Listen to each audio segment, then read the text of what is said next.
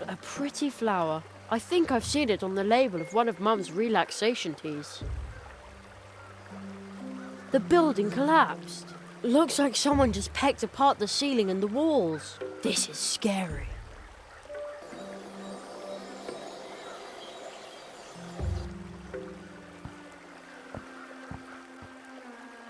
So here I am, standing guard, eating nothing but these red berries, pining for a well-peppered cheese fondue, deprived of an encouraging word from my comrades, and all that just to make sure that show-offs like you can sleep in peace. So keep your hands off my berries.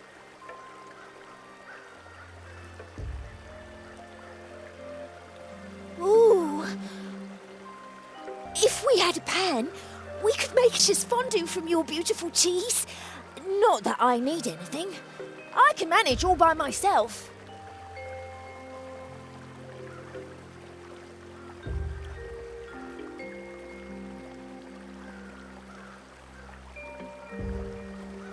Silver foil won't help here. Now if I fold it like this, and then... Ta-da! A pot. Oh, are you going to cook something? What is it? Let's see. Not that I need anything. I can manage all by myself.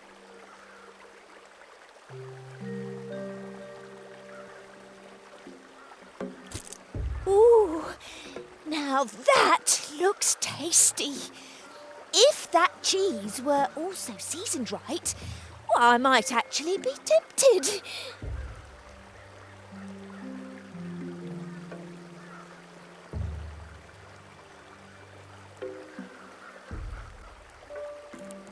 Ooh, oh, that smells so incredibly good. A well-peppered cheese fondue. I bet it would keep me fed for a week. Would you give me some red berries in exchange? Berries? Who needs them anyway? Take as many as you like. If they taste as good as they smell.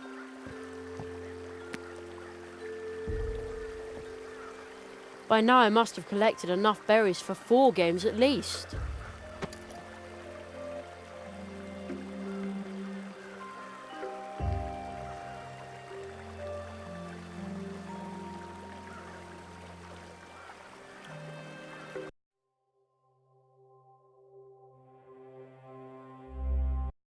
Eight Stories from Mousewood by Matt Kempke. Read by Rob Quirk.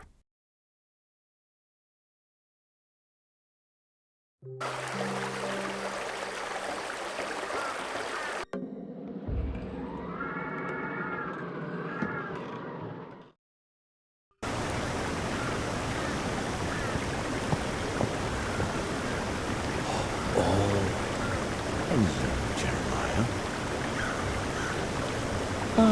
I thought I was alone. So, you also like to stride through the night, moving behind the scenes. That's where I find many of my stories. And I know an interesting one about the grumpy woodlords who live here. Would you like to hear it? Did you like my story? I often find strange things between words. Fragments of stories long forgotten, lost beginnings, and lost endings. Perhaps there's something you've forgotten. Maybe I can find what you have lost.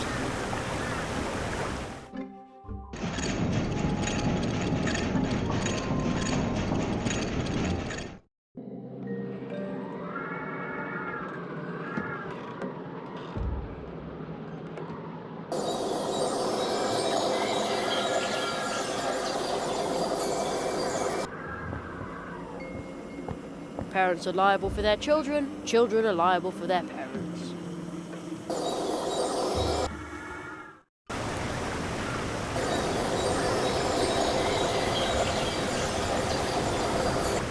Looks like the house was built between the roots from below. That must have been a pretty exhausting job. That's the biggest beet I have ever seen. It smells very sweet, but I definitely can't lug that thing around.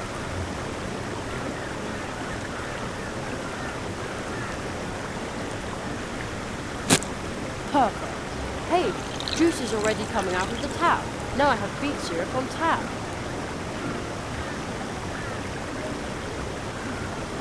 The opening in the keg is too small. I'll never get the syrup out of there.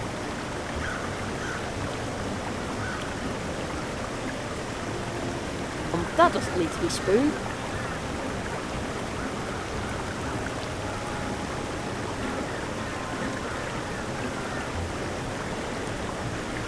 A mug full of thick, sweet syrup.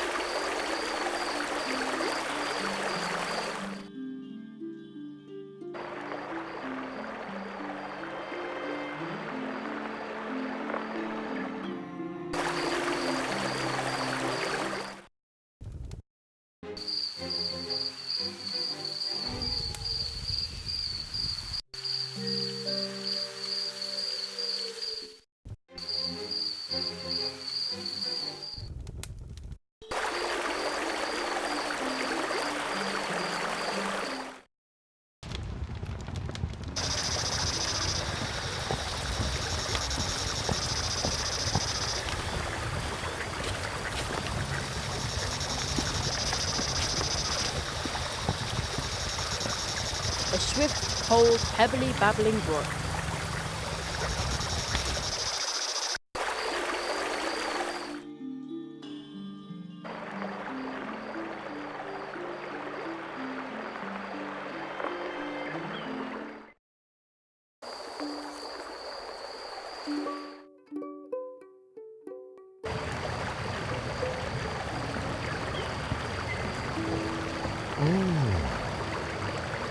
Hello, Jeremiah. You're still awake. The night air is laden with a certain fragrance. You can almost smell the stories floating in it, and I have already captured one this very night.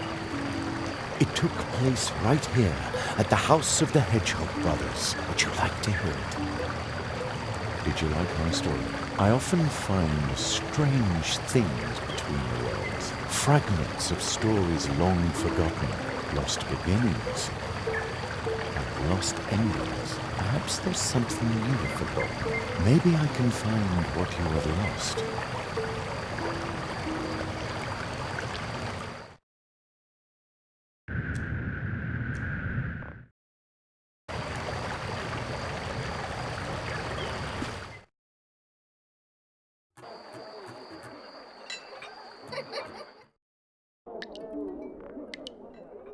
The door is locked.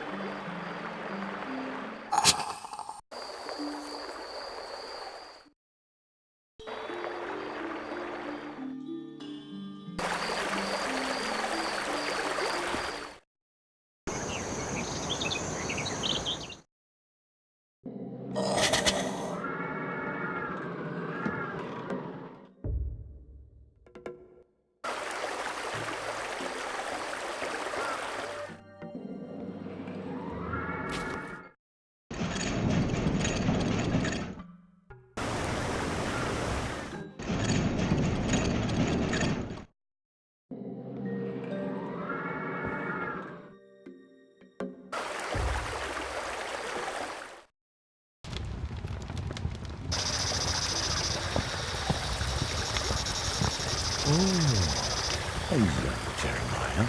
I have a special story. Did you like my story? I often find strange things between the worlds. Fragments of stories long forgotten, lost beginnings, and lost endings. Perhaps there's something you have forgotten. Maybe I can find what you have lost.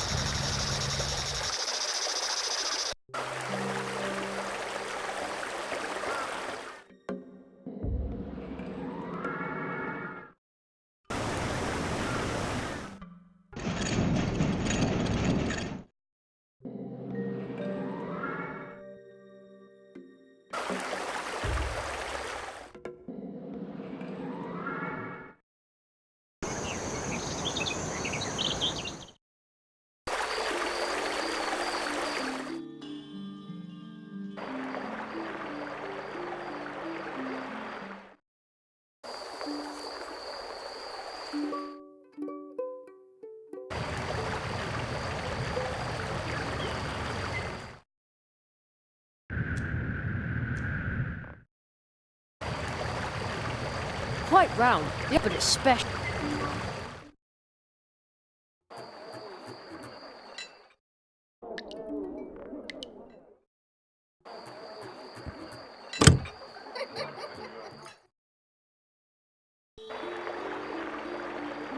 I don't see any hours or minutes on it. It looks like the mice's clocks only show you whether it's day or night. Well, I guess that's all you need.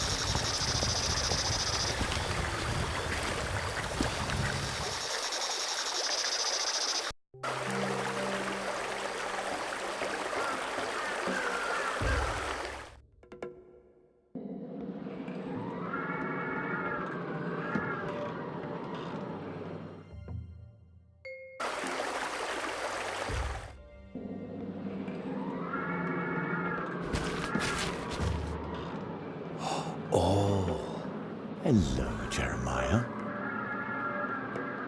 You seem to be something of a night owl. I prefer to write at night. Writing seems to be a lot easier then. In my book, I've written down many a tale. Oh, I think I've got one that you might like. It's a story about a human like you visiting this forest. Would you like to hear it? What a wonderful night. Have I told you how much I love the night?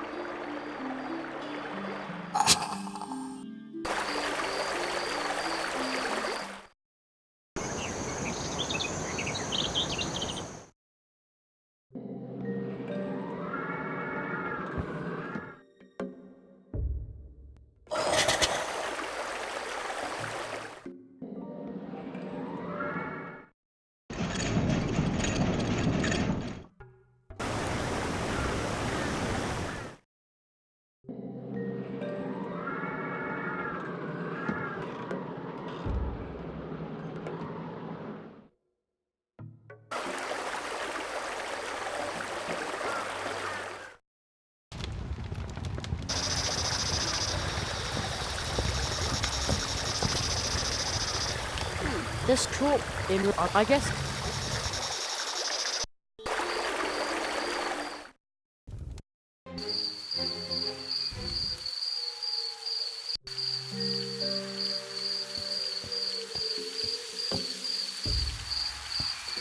Oh, hello, Jeremiah. Out and about so late?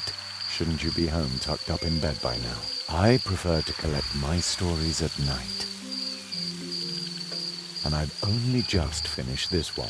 I think it is the last story in my Mousewood book. Would you like to hear it? Did you like my story? I often find strange things between the worlds. Fragments of stories long forgotten, lost beginnings and lost endings. Perhaps there's something you have forgotten. Maybe I can find what you have lost.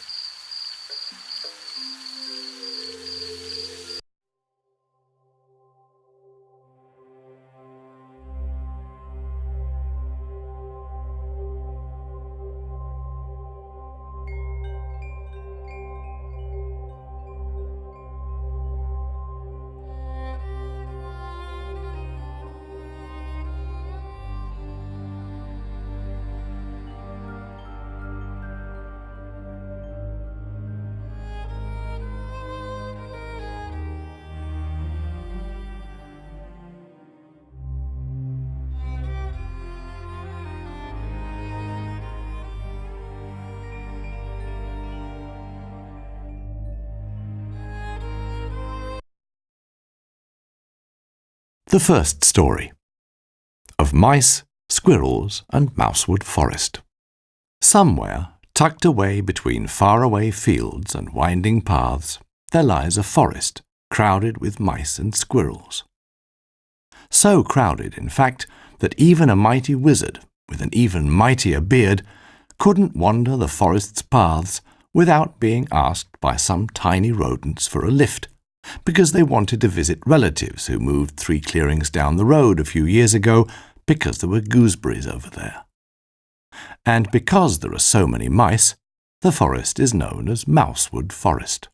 But something was going on in the otherwise tranquil Mousewood Forest, a forest so peaceful that at noon all you would sense was the soft rustle of the wind in the treetops, the sweet scent of the pine needles, and a lone buzzing bee skipping its lunch break.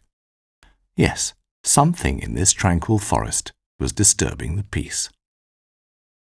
For a few days now, some furry, fairly unhappy red squirrels had refused to refer to the forest as Mousewood Forest. The squirrels, as they saw it, were narrowly outnumbered by the grey mice. Why, they wondered, should Mousewood Forest only be known as Mousewood Forest? So they made a great effort to remind visitors out for a Sunday walk or a picnic that there were not only small grey mice, but also auburn squirrels with bushy tails and equally bushy ears. For example, under each sign that read Mousewood Forest, they attached a second, reading, "and Squirrelwood."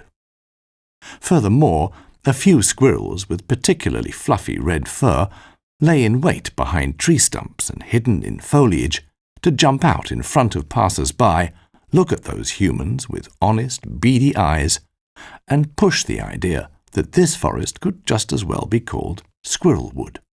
As a rule, most humans are startled when suddenly something pops out in front of them from behind something. This may lead to them no longer thinking about Mousewood Forest and its name, which could just as well be a different name. Instead, they may flee, never to return. Or they may even scream and shout, since they weren't expecting to be startled. Those who run away never to return, the squirrels reckoned, would probably call fair Mousewood Forest by its name, which might just as well be a different name.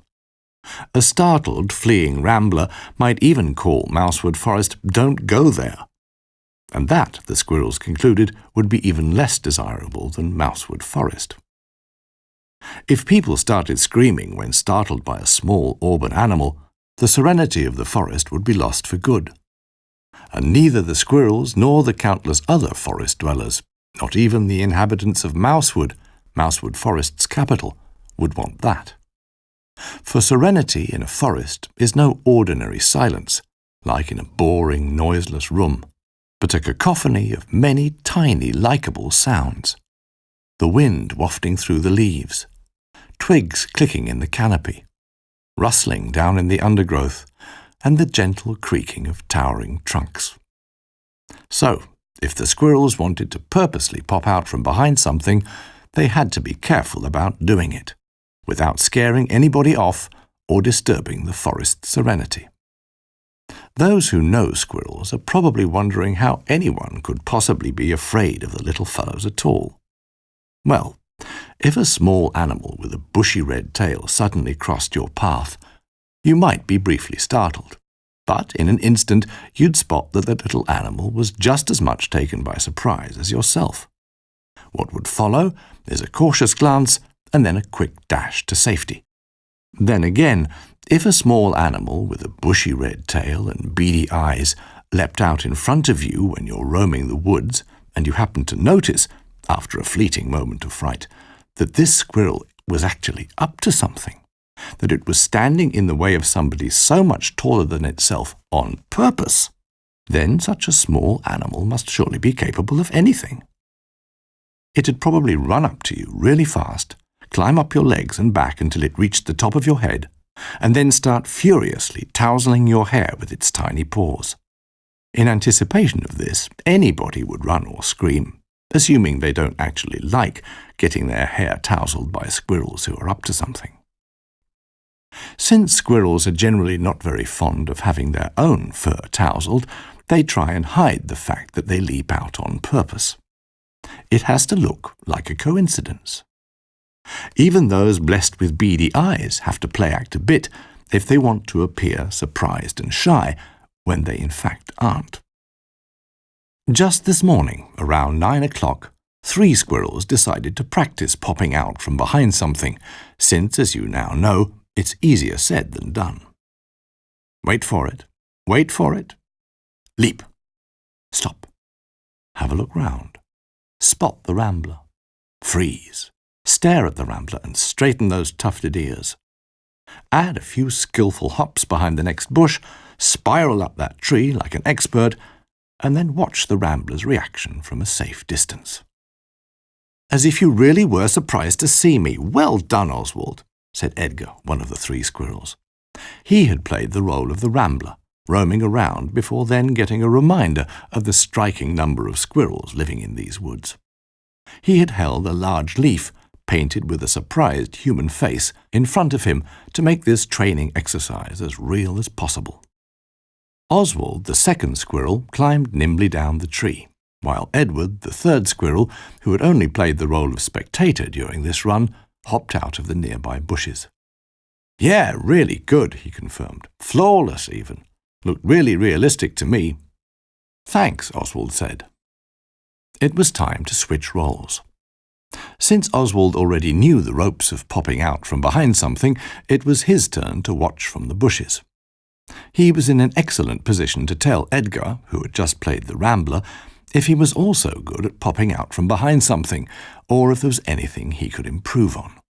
Edward just had to stroll along the path and carry the leaf with a face on it in front of him. When Edgar popped out by chance and confronted Edward, the latter froze as if petrified. The leaf in his paws began to shake, as did his legs and, eventually, his squirrely tail. He seemed truly shaken. Shaken like a rambler afraid of a squirrel tousling his hair. Faced with this, Edgar completely forgot that he had to act like a shy squirrel and was supposed to scurry up the next tree. Instead, he just stared, stock still, at the face painted on the shaking leaf. Edward took his role of a startled visitor very seriously. As soon as he noticed that the animal with the red bushy tail and beady eyes that had suddenly popped out in front of him wasn't in the least bit shy or frightened, he shook even more. "Ah!" he yelled, certain that this was how somebody afraid their hair was about to be tousled would yell. He turned and ran away as fast as he could. And because he was determined to be as convincing as possible, he disappeared for a few days. After waiting for a couple of hours, Edgar and Oswald were no longer in the mood to continue their training. They sat down by a small stream running through the forest and thought. They thought about training, and about the fact that thinking about training was already a good training exercise in itself, sometimes. And then they thought about acorns and nuts. After a while, a group of mice came along the bank of the stream. "Hello there, a very good day to you." "How are you?" Edgar responded. "Good day to you too," said Oswald. One of the mice stepped forward and took a small leaf with writing on it from his rucksack. After clearing his throat, the mouse began to read aloud. "Dear Squirrels, we, the mice, know you don't really like the name Mousewood Forest. Since your kind is so numerous in this forest, it might just as well be named after you. Since noticing how much effort you put into reminding people that the forest could be named differently, we wanted to invite you to a meeting where we will consider, together with the other forest dwellers, what to do about the situation." The mouse rolled up the leaf and put it back in his rucksack. Oswald and Edgar thought briefly about what the mouse had just read to them. They concluded that if they didn't have to remind people that Squirrelwood would also be a fitting name for their forest, there would be plenty of time for all sorts of other things. And Edward would surely say there was no fun in hiding for ages just to play a scared rambler convincingly in order to practice popping out from behind something, if, that is, he weren't hiding right now.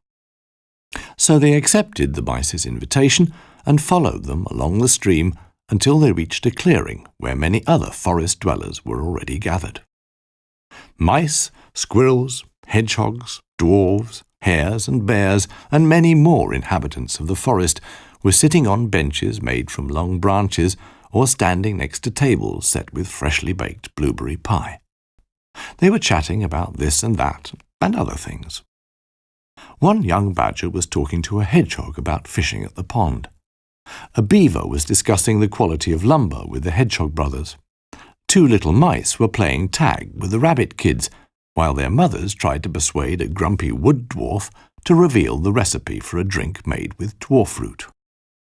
On a stump sat Conrad, the great owl.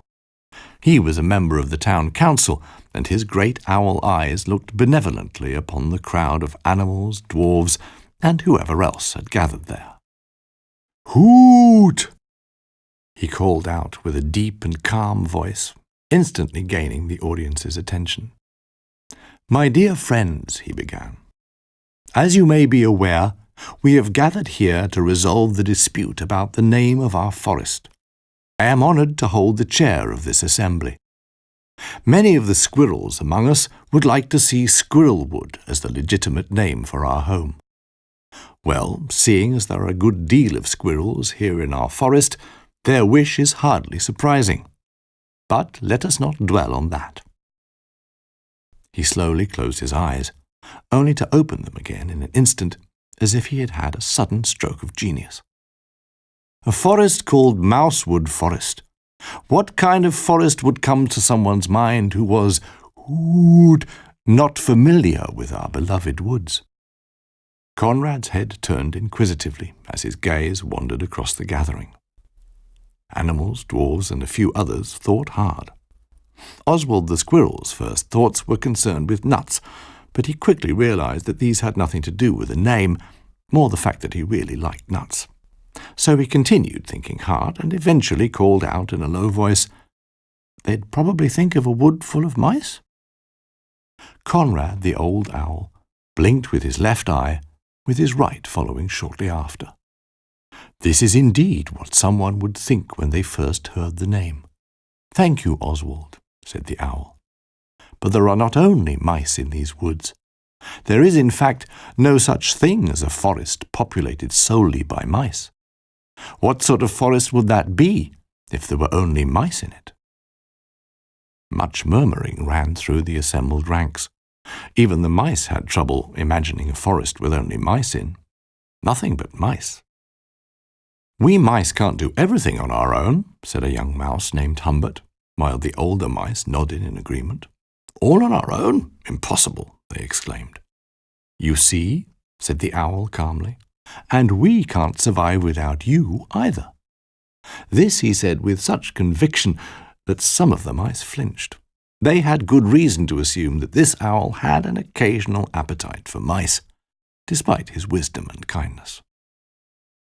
So, if someone hears the name Mousewood Forest and thinks there will only be mice, they will quickly come to the conclusion that such a thing cannot exist.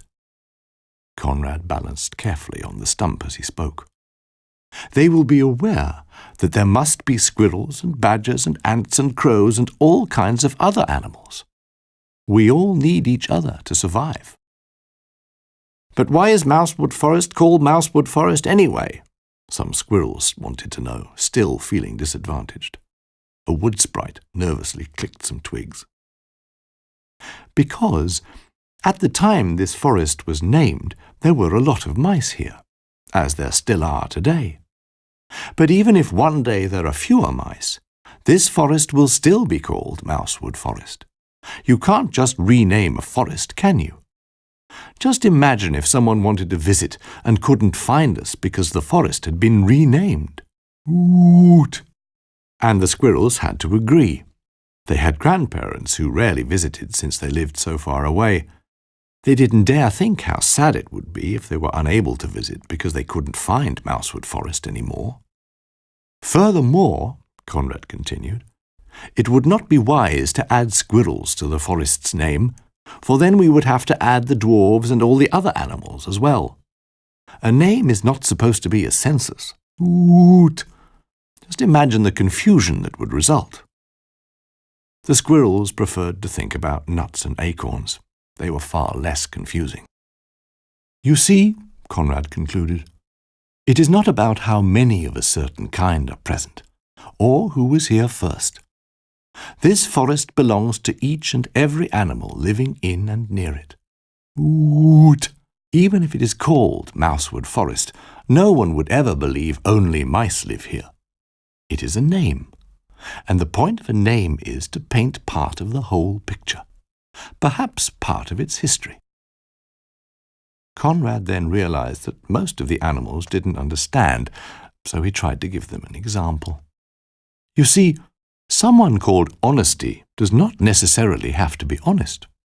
If she is dishonest, she would surely not change her name. Hoot!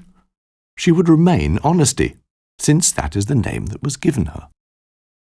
The little mouse called Humbert yelled in outrage, "But if she were honest, she would return her name."